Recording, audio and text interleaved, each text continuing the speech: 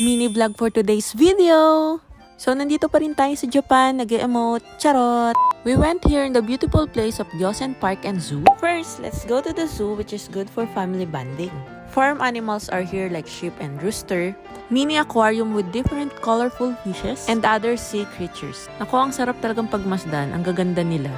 So, punta naman tayo dito kay Maring Penguin, pati kay Maring Sea Lion. Parang ang sarap lumangoy dyan. Say hi din sa kaibigan nating monkey na ang layo ng iniisip. More penguins are chilling here. And yung Sea Lion talaga natin nagpapakute. Kagigil. Nang-i-splash pa nga yan ng tubig eh. So, we have kangaroo in the side and meron ditong anteater. First time ko nakakita nito. We have beaver here. Lumalabas-labas yan sa lupa. And meron ditong ibang klaseng monkey. And the star of this zoo is red panda. Nasaktuhan namin siya pero nandyan lang siya sa puno, hindi siya bumababa. Natutulog lang siya, guys. But still, we appreciate the cuteness, ha. Dito papunta na kami ng Heisei Garden. So, this offers a traditional Japanese garden style. And the landscaping is giving. So, may mga bahay dito, tea houses yung tawag dyan.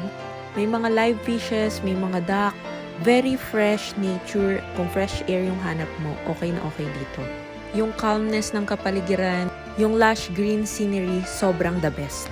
May malaking fish pond dito and yes, pwede kayo mag-fishing dyan. Next stop is yung pinaka-park.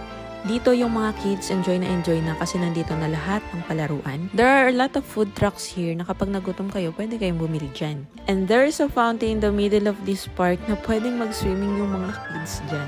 Again, this is Gyosen Park in Edogawa, Tokyo na pwede nyong puntahan kung gusto nyong lumayo sa busy part ng Tokyo. And most recommended for your kids and your family. At dahil summer dito sa Japan, mag-ice cream tayo. Napagod ako. More on lakad kasi dito sa Japan. Yun lang. Bye!